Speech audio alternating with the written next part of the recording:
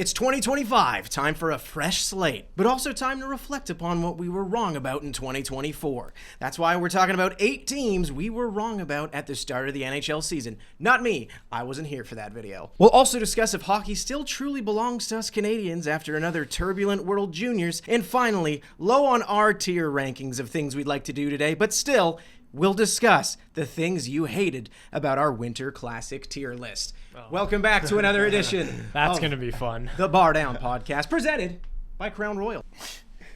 Slide that back in the frame there. There we go. That's a nice looking jersey. That is a nice. That's high up on the tier list. And it's it was stitched. A Winter Classic. It's stitched. It is stitched. Love a stitched. So is this whole episode just about like how dumb we are? That's most episodes. I guess that's but like now we're calling it out and like admitting to it. Yeah. Look, it's the same. Sometimes you gotta hold yourself accountable. Okay? Yeah, we don't do that enough, to be honest. We don't. I think we do to some degree. Like at the end of the day, this is just us having fun in a room, chatting about a sport we love. For sure. That's kind of it. But it's fair. That's why the comments are so funny, because people get passionate about it, and you have a right to. But sometimes it ain't that deep. No. But let's get to 8 things that maybe we do need to reflect on. And there was a little bit more depth, maybe in the rosters of some of these teams that were neglected on our original tier list to start off the whole year. And that tier list was the one where you guys were previewing the NHL season. I joked about it. I wasn't here, but, I had some guesses for how things would go. I got sick. That's the only reason I wasn't there. It wasn't that I didn't make crappy predictions of my own. I had many. But let's just get it started. I like just starting on that end of the table. All right. Because I feel like, sometimes you got something positive to say to start, because not all these are negative. It's true. Some of them are like, whoa, you said you sucked. You're actually pretty good. Yeah. And that's both of my teams that we each have 2. I'm going to go with one that we tier list and put, I think the category was like, not next year or the year after, like 2 years from now or 3 years from now. The Minnesota Wild are in that category. And we have not talked about the Wild a lot on this podcast, and we see the comments. I think Wild fans want us to talk about the Wild for good reason. They are one of the Central Division teams that have a chance to win that division. They're in second right now behind the Jets. They've had an amazing season. I think when we talked about them early on, or before the season, we kind of just looked at this team and were like, they didn't have good goaltending last year. They're kind of young. Offensively, it's Kaprizov and Boldy, but like no one else really that's exciting you. They've got some great prospects. We saw a couple at the World Juniors, right? So that's why they were in there, but they have proved that completely wrong.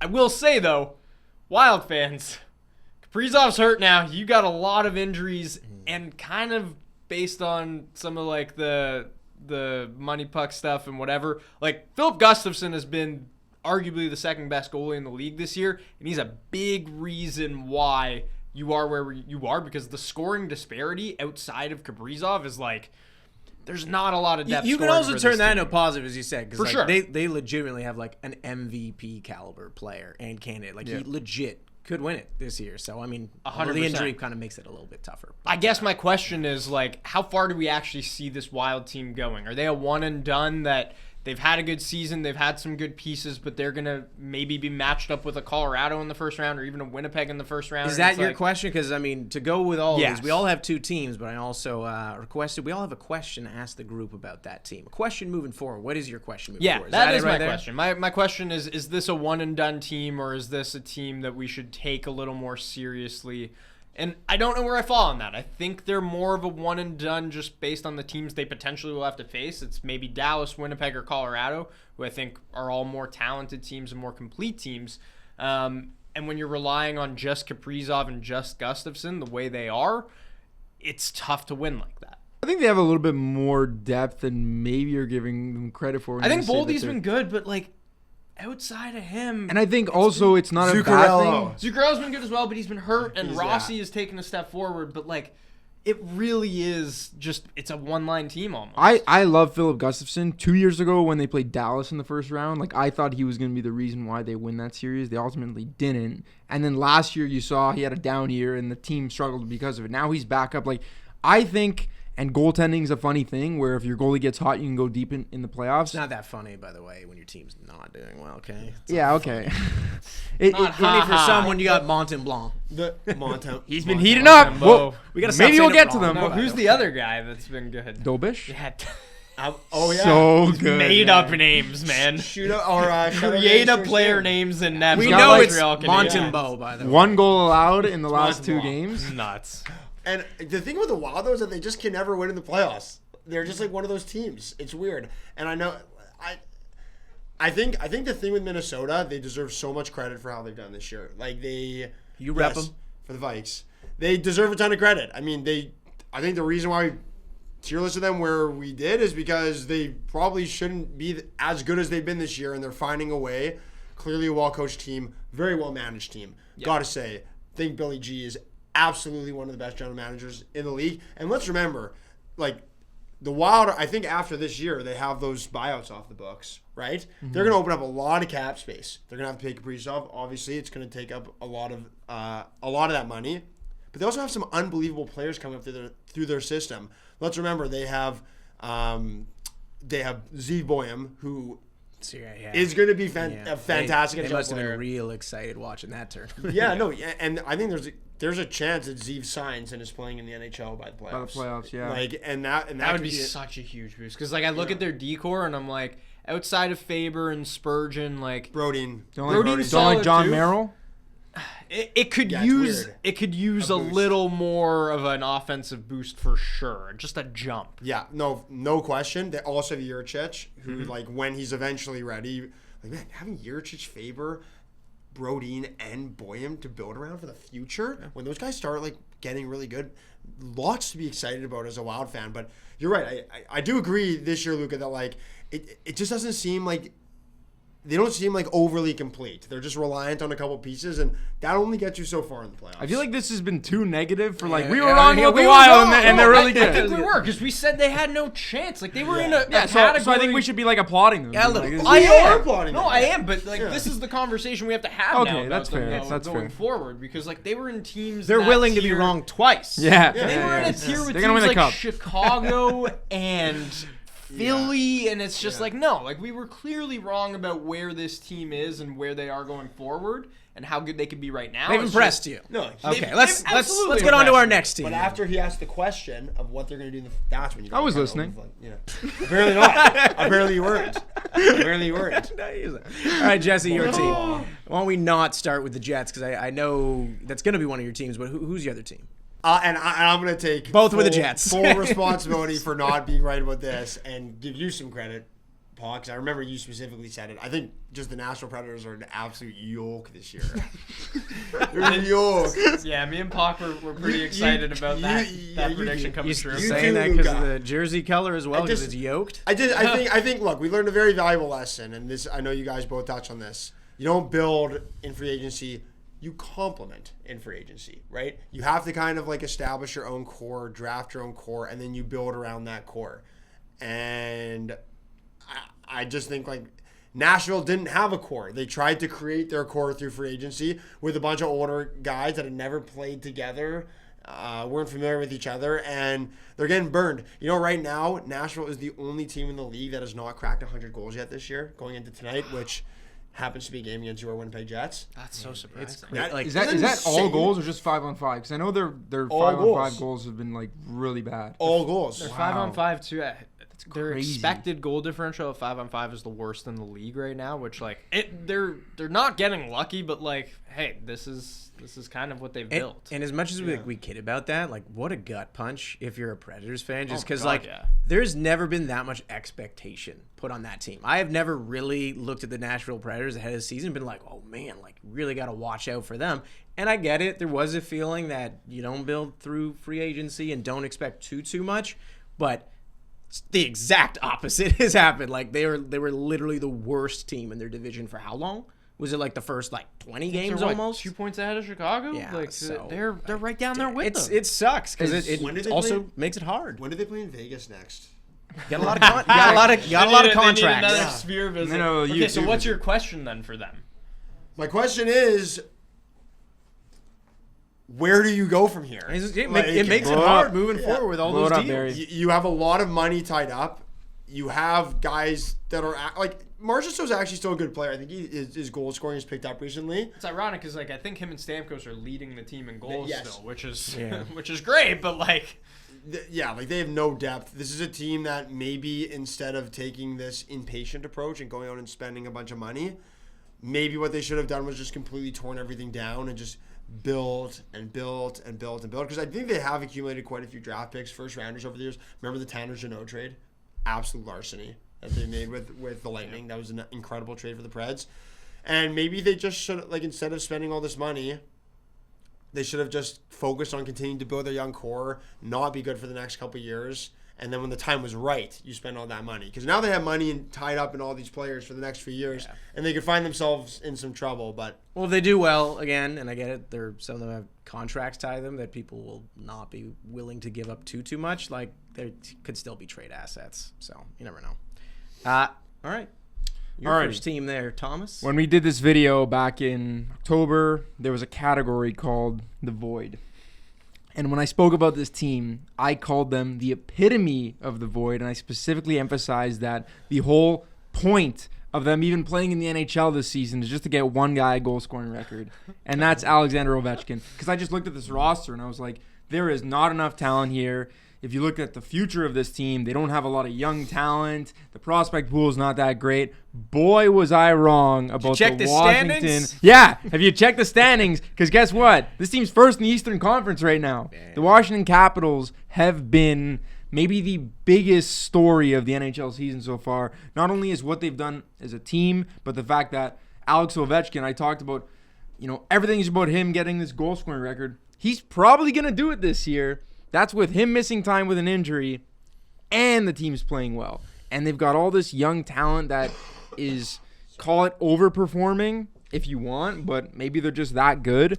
It's been very impressive. Also went against what you just said before of like trying to build more through free agency. Did But a pretty they good weren't job at all not free agency. trades Like but still. Chychrun was kind of their big get, and he's been very good. But like if you look at their top performers right now, I don't know. I don't think it's like purely just No, like let's go. but out and sign they made everybody. a few moves and Yes. the moves worked. So They have. what's your question?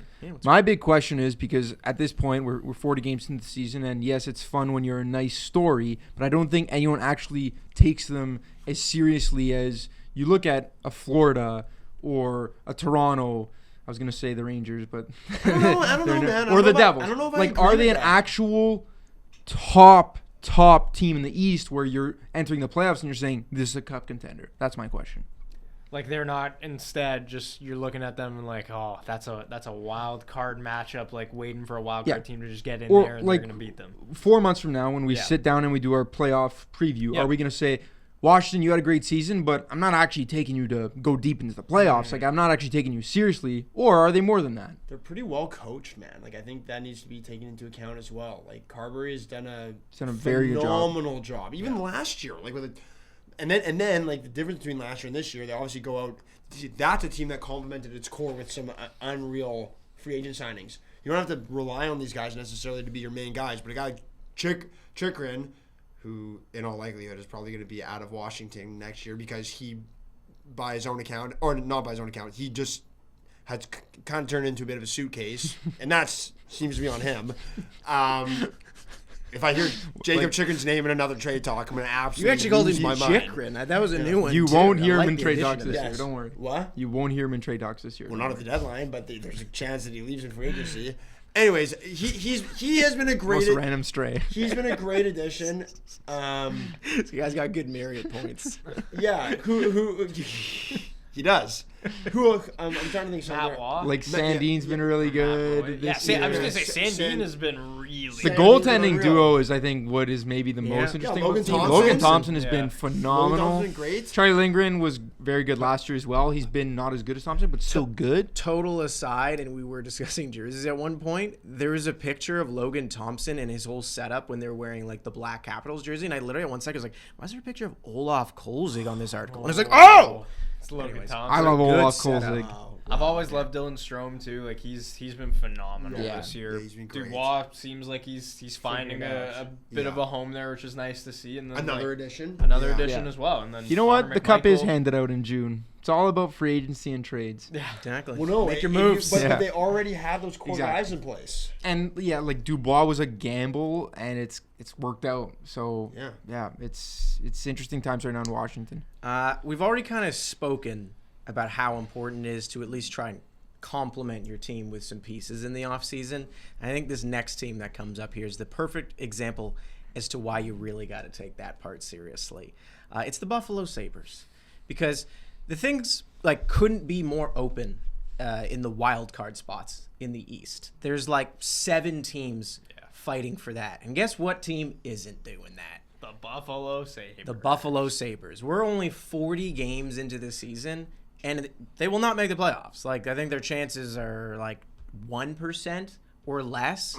And to think that not even at the halfway point or just at the halfway point, you'd already be saying that, of course, like even by your like lowest of expectations, I don't think anyone sitting here would have said that about the Sabres. Like, oh, they're already out of it by there. So 13-game losing streak, we already know about that. But I think the part that's probably made it even crazier is just kind of what Jesse was just saying to me before we started recording. If you watch that team, just, let's just say your team's facing them, or just randomly you want to suffer for an evening and watch them play, you'd be like, there's so much talent on that team. They're fun. They're fun to watch. They should be fun to watch. Fun And but yet- bad. Fun but bad. They define They are that. category. You said the Capitals define the void. They define created- fun but bad, which sucks because you're great. You're maybe that by a neutral perspective, they might just blow a 4-goal lead in the third period or another 2-goal lead with 2 minutes left. Yeah. But anyways, like the only positive you have from this entire year is okay, well, I guess Jason Zucker will probably fetch something at the deadline because he's only here for a year, and He looks nice. he's looked great. I think he's really second in points on the team and second in goals. That's crazy. And again, just highlights that main thing. They made a great move. McLeod to start the year was super. Yeah, he was great, and he's kind of tailed off, but I'm not gonna target him. But clearly they didn't do enough of that. They still needed a goalie. They still needed someone to actually pair with Owen Power. They still need another center because obviously they had their issues with Dylan Cousins and his confidence and everything. But being involved in trade rumors and being involved in lottery talk by January and early January was not what you would have expected from the Sabres. So Yeah, I'm pretty sure they had a bunch of.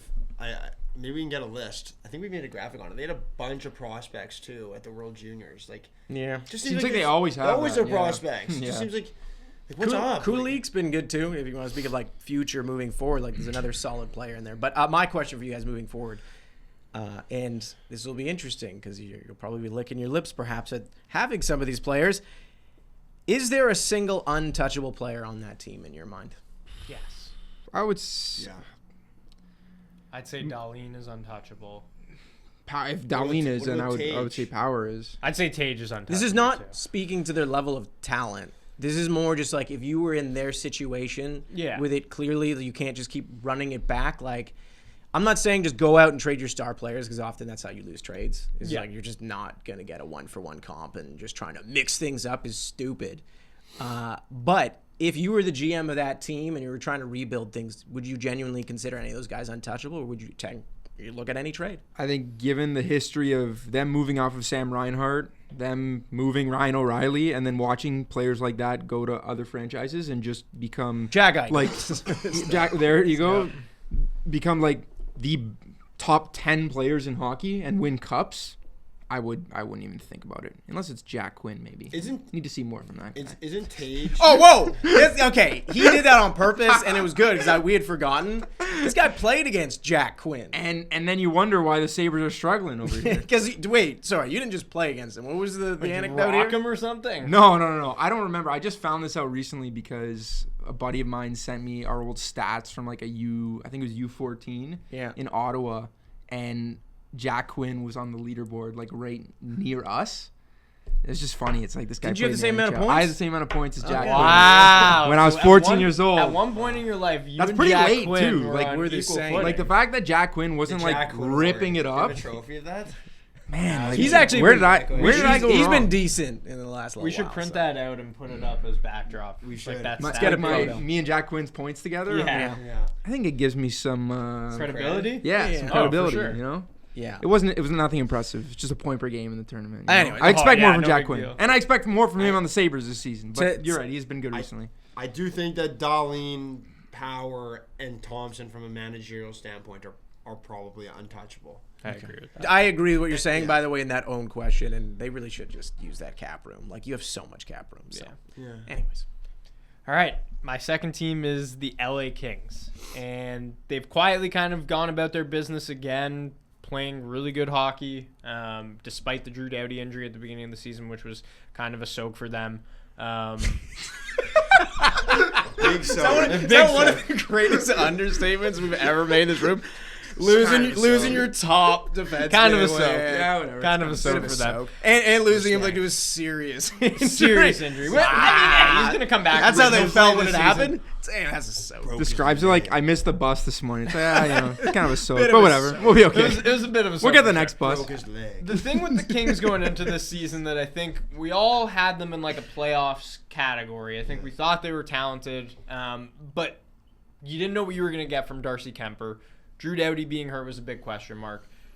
I think we probably should have had them in like cream of the crop, maybe, which was where I was wrong. Creme Based de la on what creme. I've seen this season from them, because You don't even have to say that. Like, they might have worked their way into that. Like, I think they have, So, yeah. which is why I was wrong about them, because I think when they made the Darcy Kemper move, it was like a lateral move going from like Cam Talbot to Darcy Kemper, and it's just kind of these recycled guys.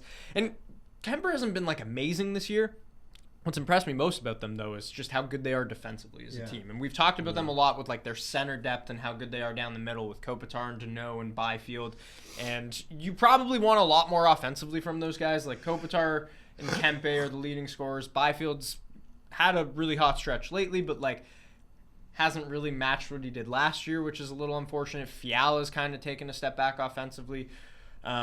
So there's a lot to be desired there, but for a team that lost Drew Doughty, like Gavrikov has been amazing, but like more so Mikey Anderson and Brant Clark playing as much as they are and being asked to play as much as they are, and that team being so good defensively this year, like one of the best in the NHL once again, is really impressive. And it's a kind of thing where I look at them and I'm like, it would suck if they have to play the Oilers again in the first round, because it's They just don't like, want 'em. yeah, exactly. And like they've pushed the Oilers, quite frankly. Like, Sure. I mean, those series could have been a coin flip. That'd but be a like, good series. It'd be a If they great met series again. I would love to see them against a different team, because I think there might be a different result, but they might be better equipped to face the Oilers this year just with how good they have been defensively. I believe in this team a little more than I have in previous years, but I guess that's the question, is like, do you have them on that elite level, or are you not surprised and are just thinking they're a playoff team? It'll come down to that as well, just because I feel like their fans were kind of just, not disillusioned, but not that high on their season to start with. Yeah. Not because they thought they'd be terrible or anything, but the whole thing is like get past the first round. Exactly. That's the goal. It's not about just doing well in the regular season, but it's doing well enough maybe to not face a team like the Oilers early on, and then doing well in that first round. But so far, like, they're just so well drilled. Like, they really are. Like, from the games that I've watched them, you're just like, this is a good team. This is what watching like a good, well-sound team looks like. But I don't know. It does depend on who they face. The Oilers For are sure. also looking nice. They are looking nice. I think LA fans have to be excited just about like Mikey Anderson, Brant Clark, Jordan Spence for the future of your defense. Yeah. 3 like really solid guys under the age of 25. That's pretty great to start, and then Shout out Kopitar, like 37, Oh, yeah. by the way. It's box Most office. under- almost a Appreciate point it. per game. Like I would love for this team maybe to. It sucks because Dubois was supposed to be this guy for them, like that game breaker offensively.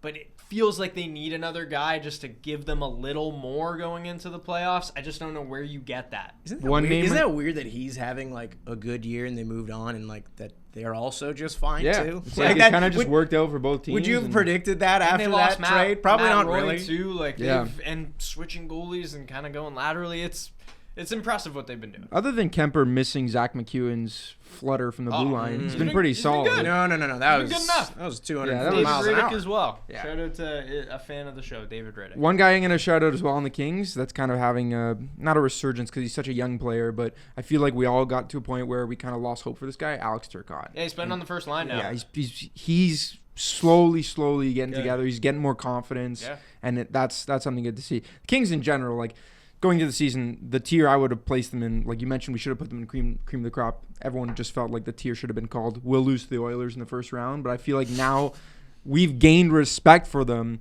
and That will be a good series. Like Yeah. this year, like compared to other years, you're like, okay. Yeah, I think like the last 2 times it's just been like, yeah, they're probably gonna lose to the Oilers. Kings fans, Yeah. I hope that is not that for you the first round, I but don't we know would that. love it. But as it's a winnable series for them. Yeah, Like, it's especially not with like they're Philip having Deneau. it. Sure. Yeah. Such a beast. All right. All right. It's time to talk about the Jets.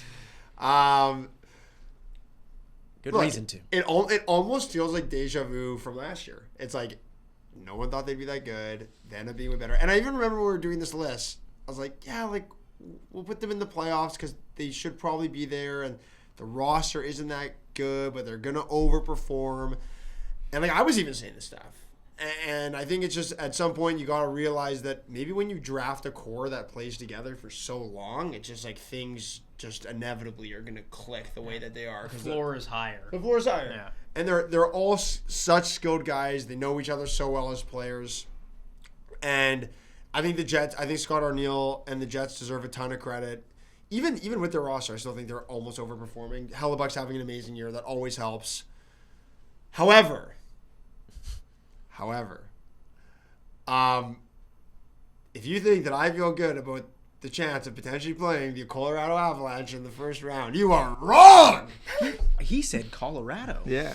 Yeah, you didn't I say know. Colorado. I know it's weird. I'm run down. I'm a little under the weather, and all of a sudden I'm pronunciation saying it wrong. improves. Barely. You're saying you're right I'm saying now. you're right. Am I like hallucinating right now? But like seriously, Colorado I feel has been pretty hot lately. No, Yeah, they've been good. like Very they've hot. been pretty hot lately. They've been good. And What good gold or not? What even just average? Average, but they are but getting like good Blackwood has goaltending. just been amazing. yeah, It does. And look, this is gonna raise. This raises my question. Jets, what are you doing at the deadline? More importantly, are you going to make a big move at the deadline? Because we have seen this before with the Jets. Literally deja vu. Last year, best team in the league. Around this time, all of a sudden, start to drop off a little bit near the playoffs. End up having a tough first round matchup against Colorado, and we get worked. And there are some serious questions at a couple areas of the roster. Second line center. We don't know what's going to happen there. Are the Jets going to make an aggressive move? And also, on defense, the Jets are not a big team on the back end. I mean, we have Logan Stanley, but I hate to break it to everyone. Logan Stanley is not exactly a game breaker. He's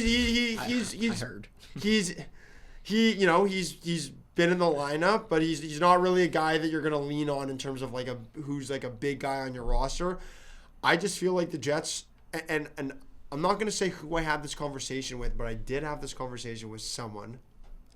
And they raised a good point to me. They said, if the Jets want to be bold, and I said I didn't think it was going to happen, but I thought it was an interesting point. Do you think Winnipeg, even though they're rolling right now, would consider moving a guy like Nikolai Ehlers if it meant that they bolstered up their blue line and got like a real good top 4 defenseman? Maybe even someone to replace this year. Exactly. And I'm not saying that Ehlers is going to I don't know, but you got to think that Ehlers has been around for a long time. He spent his entire career in Winnipeg. He was part of the run in the 2018 run, but he just like I don't know. There's a chance that he's going to want to test the market a little bit. And he's going to want a big raise. What do you think Ehlers is worth? I'd say at least $8 million a year. With the way the market is, Yeah, probably. 8.5 even maybe. And, it got me thinking. Like, the Jets are they have depth up front. If it means that you're improving another area of your roster, would you move Ehlers? I think it's something that should potentially be in play. Okay. Well, any trade potentials from you guys there? I just look at what they did last year, and We got I know, but I would say you guys worked. were very aggressive. Like to go out and get Toffoli, to go out and get Monahan. Like Yeah, that's true. you're adding big players and it still didn't work. I think it just comes down to the fact that you talked about defense being more of a need, and yeah, like last year they didn't address that as much. But like you just need your best players to show up in the playoffs, and you have a lot of good players right now, and that just hasn't been the case in the past. I know you get unlucky, like matching up with the Hellebuck Avalanche in the first specifically, round, but yeah, Hellebuck, but man, but I think it's more than that, dude. Like I think at what point do you have to look at the Jets defense and be like, maybe this back end just like isn't quite Stanley Cup caliber. And maybe I'm wrong. Maybe I'm wrong, but I just don't know if like Dylan DeMello as your first line right pairing is good enough. Don't get me wrong, good underlying stats, complements Morrissey really well. I get it, but I just think that like we need a little more size back there. If we're gonna play against a team like Colorado, we got to be mean with this team. And last year we got pumped by the Avalanche. maybe Pumped. pick up the phone, call the Nashville Predators. A little Luke Shen action. Maybe, and again, I'm not a GM. I think Kevin Cheveldayoff is obviously an incredible general manager, and he knows what he's doing far more than me. I'm just saying what Jets fans observed in last year's playoffs. There's reasons to be concerned on the back end, and you might have to be bold and make a big splash if you want to take the next step. But Ehlers is also a great player, so. All right. Well, let's take the next step into your second team here, Thomas. Surprise, surprise. I was very wrong again, and we're looking right back at the top of the NHL standings, Vegas Golden Knights, and I feel like this was more so just my take than, like, Washington was a big surprise. Where everyone. did you put them? I don't even know that. Man. You were not in on You were was- low on Yeah. this. Yeah. They kind of got their team gutted in the offseason. They lost a lot of key pieces, and I looked at their forward Well, group where'd you put them? specifically. I think I put them in just the playoff category. Oh, where it's okay. like- Okay. yeah, like Nice. playoffs maybe. I think that was the title, and I was like, yeah, I just Okay. and it surprised everyone, and I got pushback on it. And And I the most just said, points like, in the NHL right now. Yep. Oh yeah.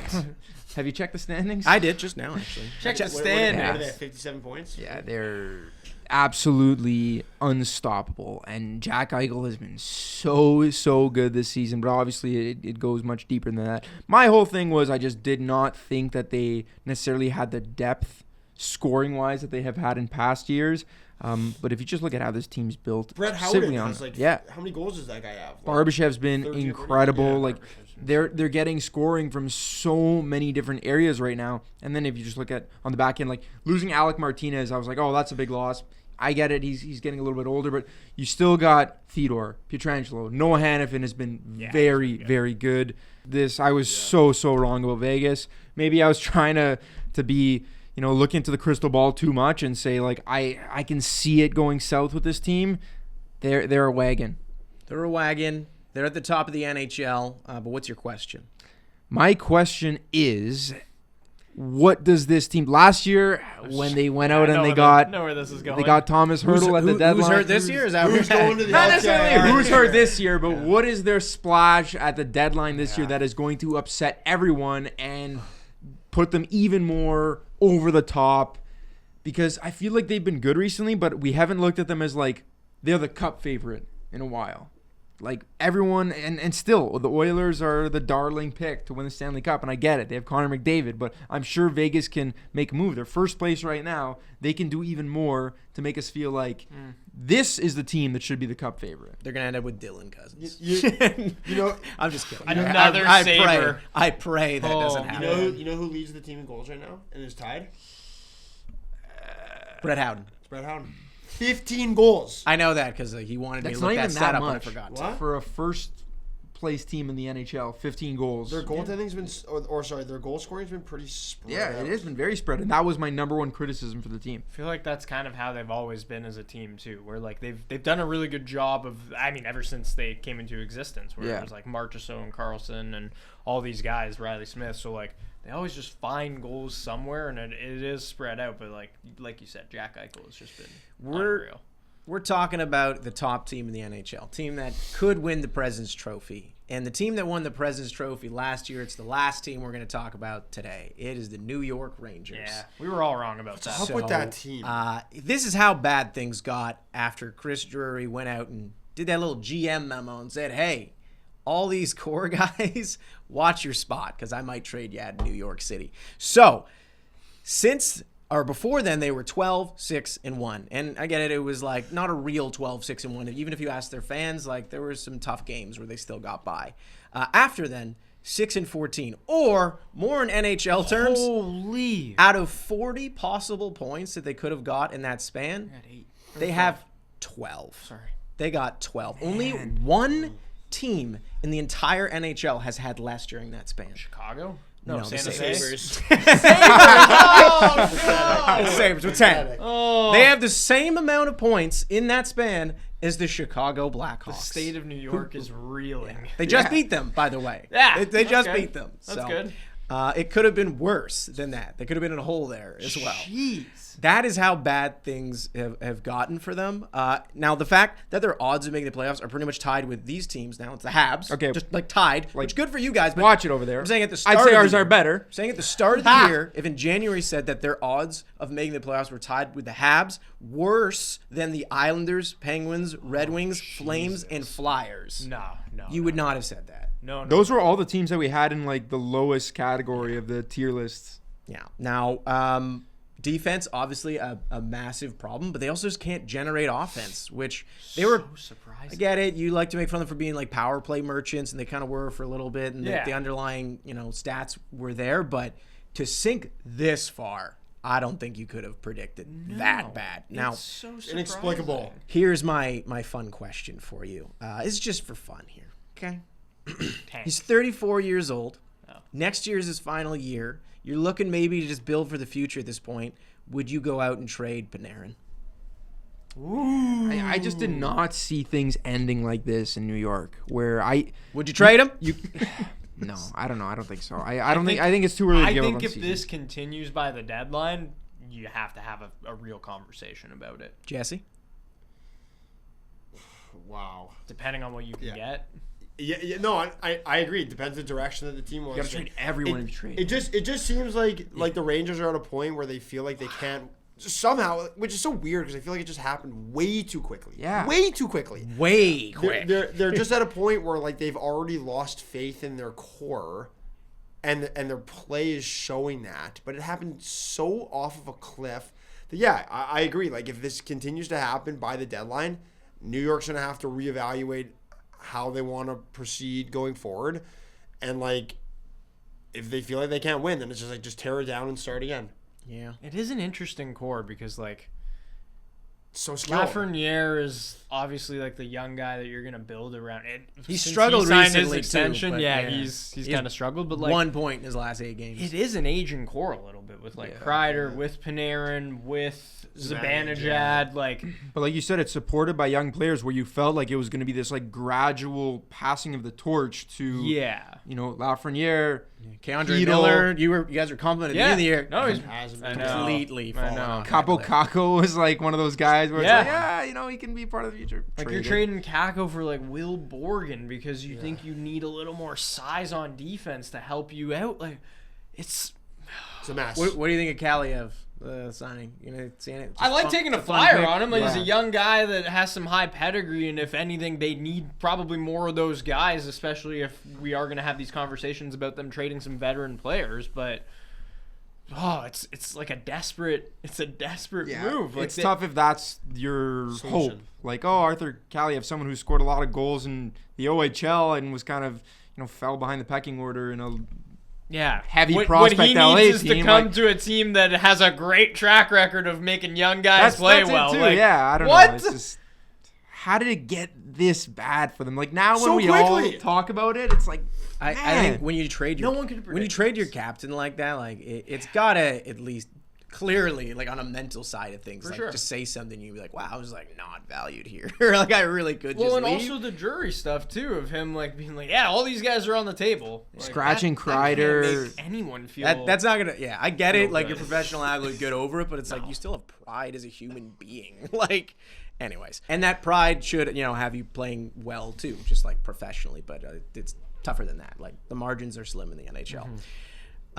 Anyways, Panarin, you can stay in the state of New York. Buffalo will always have you for a second. Where would he rounder. go? Like, where do you think would be a good landing spot? Oh my God, Vegas. Vegas. Can you imagine? No, just stop.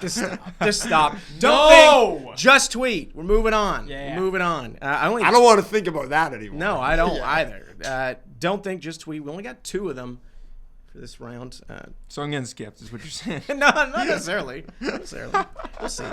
One of them I will ask to Jesse because he was at the World Juniors. He was our World Juniors representative. Did a wonderful job with the videos he did out there. If you haven't seen them on the channel, go check them out. Some really awesome vlogs. Got some nice access. Thanks, fellas. Yeah. Appreciate that. Here's your question, though. Here's your tweet. Try to make it an actual tweet. Try and think of a real tweet out of this because people called us out on that, rightfully. Team Canada crashing out in the quarterfinals and the USA winning for a second straight year means what for the hockey landscape in our country? In general. I think it means that Hockey Canada needs to take a different approach to how they are going about making these teams. First of all, left a lot of good talent at home, and this is no secret, right? They left a lot of really good players at home. What was Canada lacking in the tournament more than anything? Goal scoring. And they left so many goal scorers because they were trying to build this team, this gritty team, talented but hard, gritty team. Didn't work. There's plenty of hits. Yeah, plenty of hits. Plenty of hitting. The coach. I think Dave Cameron has kind of heard it enough from everyone. What I do think was absolutely puzzling was the no practicing thing. It just didn't make any sense to anyone. This is such a short tournament. You have such little time to build chemistry, make adjustments. The team just didn't practice. It's essentially sending a message, we don't need practice. We're okay. Well, they needed the practice. So, I don't know. I just feel like the whole thing was just didn't, nothing worked. And I feel like there just needs to be, maybe there's someone who's like doing this all the time, picking the same team. I don't know what the deal is with the coach. Maybe there should be I don't know. I get your points on Team Canada, but for the second half of that question as well, where the landscape in the United States continuously doing so well, though, too. Like, I would say, like, it's encouraging more than anything. Like, hockey is better when there are other countries doing, 100%. Not just well, but, like, consistently very well at the very, very, very top. Yeah. And just to build on the Hockey Canada stuff, because they obviously hire great people to do this stuff, people who know a lot more about hockey than I do personally, but maybe they could take some notes from the States. I mean, having a development program in the United States has benefited these kids at this tournament specifically. Good coach they picked too, by the way. Yeah, incredible coach. We're talking about a University of Denver man over here. He's probably going to be an NHL coach maybe next year. There's a good chance. He's only 35 years old. There's a good chance. How about the Buffalo Sabres going for a guy like that? I think they'll rehire their coach from 5 years ago. Yeah, probably. Who was that? Dan Bosma? Yeah. Was that... Like every NHL team likes to do. Dan Bosma. So I just think that Z's having a tough go. I just think that would maybe be a good system to implement. Like, should Hockey Canada create some sort of system where Canadian players start playing together at a younger age? I think that'd be really interesting. Maybe they could like be a part. You have the development program as part of the USHL. Maybe there's a league that a Canadian program can join together, like maybe the OHL. I don't know, or some sort of league. I don't know. We shall see, because we definitely say I'm running out of characters in this tweet. I was going to say very heavy on the character count. Heavy character. This is like a 40 thread tweet. Yes. Yeah. There's a thread. My thoughts on Team Canada. A thread. With a little thread emoji. Should have started with that. Yeah. 1/40. All right. We will give this to Tom. Oh! It's and speaking of American players and Swedes, will JT Miller and Elias Pettersson both be on the Canucks roster come March 8th? Yes. Period. Hashtag I've had enough of this storyline. We all have. I had to put it in here because we were off for like a while. That this the back and forth over it. The drama between these two guys, the fact that like Quinn Hughes kind of like, acknowledged that it exists, and then they joked that it didn't, and then it was like, this but it was garbage. I'm getting over. I don't on the interview with me. And then JT Miller. Okay, buddy. Yeah, you would have wanted that. You want that, eh? Like, yeah, but we don't care anymore anyway. Give him a hug on camera. You guys are grown adults. You guys are clearly both very, very good hockey players playing on a very good team that's hopefully competing for a Stanley Cup. Whatever you guys butt heads about, I've had enough hearing about it. So you think they'll both be on the team? Yes. Okay. All right. Figure moving it on. out, guys. Boom. Sorry, we just had to have it in there. We were away for like 3 weeks technically because the last pod we had was like a pre-recorded one. Can't just not talk about it. I don't know if it's that simple. I don't know what. I don't think it'd be simple to recreate. What was that simple? I don't think it'd be simple to recreate that noise. I don't know if it's that simple. It's definitely a talking point, but I'm just like, I've just had enough. There's no Of course, you had enough of it, but that it doesn't really answer the question as to like whether or not you think they'll still be on the same I did team. answer the question. I said yes. Yeah, okay. Yeah. I said yes. Hashtag. Wait, we got enough of this. You can pull it to him now. I don't think you were listening. Yeah, I don't think you were listening. No. I just think that like No, if you were listening, you would have heard me answer the question. It's actually. I think the fact that other players. You're not answering the question. Listen You're like, up. oh, it's not that simple. like a demon release. Some Some people seconds ago. rolled their R's. He rolled an I. I rolled my phlegm. I don't know. So We're moving on. I'm absolutely splashed this on guy right doesn't now. deserve just a crown. He deserves some kind of robotism or Yes. something. I don't know. Oh my god. Luca, What's up? what deserves a crown? Oh, what deserves a crown? This is That Deserves a Crown. Crown Royal Podcast. Presented. Yeah, Crown Royal. presented by Crown Royal. What I'm giving a crown to, and we've given it to goals, we've given it to off-ice things. I'm gonna give it to the biggest assist that just happened, though. Zeboyum. That saucer pass in overtime to win USA gold back-to-back for the first time ever for them at this tournament. Just toss the sauce. It was gross. It was disgusting. It was the perfect pass in that situation. And it just speaks to how talented he is and just an amazing goal, amazing pass to cap off the World winner. He is also a winner. He's a winner. National Crown him. championship and 2 World Juniors in the span of a year. It's pretty good. 3 championships Pretty within good. a year. And crown him now. Now he's got a Crown Royal crown. Like, Yeah. Finland saw that pass, Jeez, and they're yeah, like, what a that's a guy. soak. That's a. that's a soak. That was a soak. That goalie, seeing oh, that man. pass come in, he was like, that's a soak. That's a soak. Speaking of soaks and lowering expectations, what do we got for goals of the week? Oh, guys, it's a new year. It's not even goals of the week, by the way. I'm- It's our it's like our goal of the year thing. I'm happy to say that in 2025, I have somehow rolled into the new year, keeping my title as somehow being the one that does the goals of the week. Like you said, there's a lot to choose from because it's been a Lot to while. look past. That's probably it, no? Well, they're NHL goals of the week. Yeah, they It's are. a season-long They are. leaderboard. Okay. Yeah, 'cause Were you then listening? this guy would just be picking goals from his Habs prospect in Russia. I'd be picking my goals against Jack Quinn when I was 14 years old, if there was anything. Anyways, It's got to be from Take a GoPro last when 10 you're doing years. those games? I wish. right, what I are the did goals? send you the goals of the week. Oh, you did. Okay. There are 2 to mainly choose from. Who's our winner right now? Who's the leading? winner is Evan Bouchard from the He's Edmonton still leading. Oilers Oh, for an wow. end-to-end rush. My No, personal, I think we thought should start with a changed different didn't one. we? No. You guys don't listen to the goals of the week. No. It is Evan Bouchard. You've lost my ear a bit, but I would start Hopefully with the we other can one. change it. Okay, now. we'll start okay. with So this one. Brock Faber. Brock team Faber winner. in Ooh, overtime. Okay. Whoa, around the. Oh, that's a nice. Okay, so Bouchard's already out. We'll see the Wow, other okay. goal. It's a bad goal. So I think the other one that I picked is actually better than this. I in hope my so. opinion. I'm just saying because like the Bouchard one was great, but like That's a nice it's time goal. to move on. All right, next goal. We got Andrew Mangiapane from the biggest surprise of the year, the team that I was most wrong about, the Washington Capitals. Very nice goal here. That's a nice pass right there too. Ooh. Ooh, yeah, that's better. That's better. way nicer That's than- Yeah. That's our winner right Crown there. Mangiapane. Do I pick some good goals or what? That wasn't that funny. Let's though. hear for the goals of the week picker. The first one was whatever. But Yeah, I'm kind of underwhelmed. I sent you one honestly. more. I sent you one more. Oh, did you? I'm more And- underwhelmed by these picks than I have been in the past. The only reason why I did this is because this might be Selly? the biggest baller goal of the year. The Selly, the tape job, everything, and it's a really nice shot Tape too. Job. Okay, you got my attention now. Yeah, see, I'm intrigued. This goal better be funny. I'm picking this one because this one was swag. Okay. Okay. That The goal- stick twirl And then he did the puts the So weapon it's away, over. and it's It's over. And he's got tinted visors always. Yes. Just cool.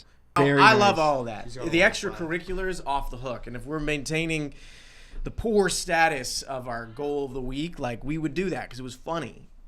But the goal that we just saw before that Mangiapane. Mangiapane's goal is Yeah. much better. But I love Byfield. And I Yeah. love So that what are we goal. voting? We gotta vote. Mangiapane. I'm going Mangiapane too. Yeah. Mangiapane. Okay, well, not cheap. just to acknowledge the Byfield goal, I'll vote for it, even though it loses. So 'Cause it's great swag. celebration. We want more of them. Sick shot.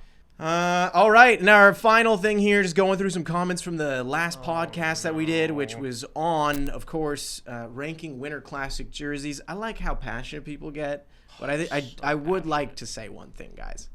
It's just our opinion on it. There's no objective fact. Like, the fact that 4 people from 4 different backgrounds than you in a country you might not live in came up with different conclusions than yourself, not really that shocking. No. Yeah, that's all I'm saying. Also, Now, the Philly thing not being a bell makes it less cool in my opinion. We'll get to it. We got comments Okay, to read here. okay. And it's not just about being defensive, because here, we'll set it up here. So, Rich4446 said, the Flyers Winter Classic jersey being in D and that basic ass T Leafs jersey being in B is probably the worst take of all time. Now, it was followed up by another comment, which I appreciate a little bit more.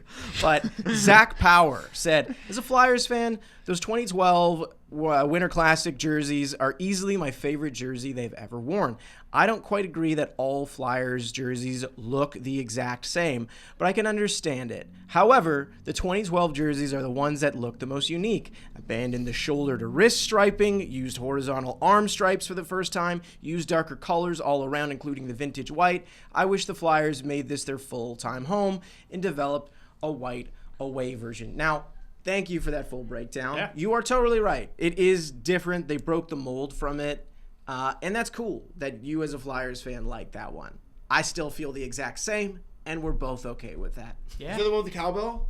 No, it's a Keystone, which people were, we didn't do our research on that. So as much as I'll laugh for out of sure. it, that's on us. Like, we're going to do a bunch of rankings. Like, we probably should know what we're ranking. And in that case, I actually did not know that fact. It's something they've used. I think I a joked bunch. it was That's the like one their we're talking Subway about, though, with the sign okay. logo. Yeah, Okay. we Yes. made some cheaper jokes on it. And you're not wrong. There's going to be a little bit of Toronto bias on some of these. Because, yeah, I literally grew up here, and that was me who gave that ranking on that one. But I also said that as I ranked it, so I'm not sure what happened there.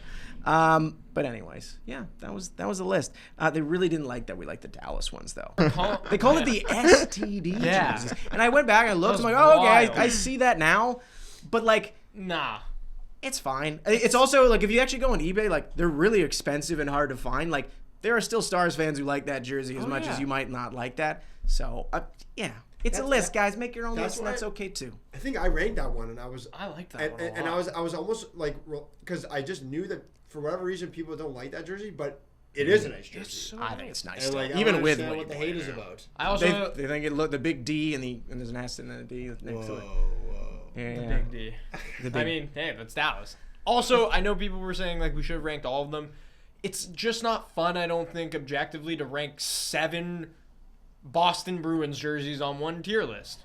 Maybe Like, we can also just do other tier lists. we I mean, can that's for okay. sure, but that's why we tried to get every team involved and tried to do one or the 2 best from franchises that have just been in a million of these outdoor games. Because for some of them, like Chicago, for example, doesn't change much. Like there's not a lot. Philly, for a great example, doesn't change much. I always think, again, and this is just for me, because I'll watch tier lists on just about any subject on the internet. Could be like skateboarding companies, who has the best like footwear of the year, who has best waterfalls out of any country. I think the whole point is you're just going over stuff and, hearing other people's opinions on it. So we'll continue to have fun with that. Speaking of waterfalls, I don't know why, guys, and I don't know if you've seen this on BarDown's YouTube algorithm recently. I've had this really weird obsession with Mount Everest. We'll see you next week.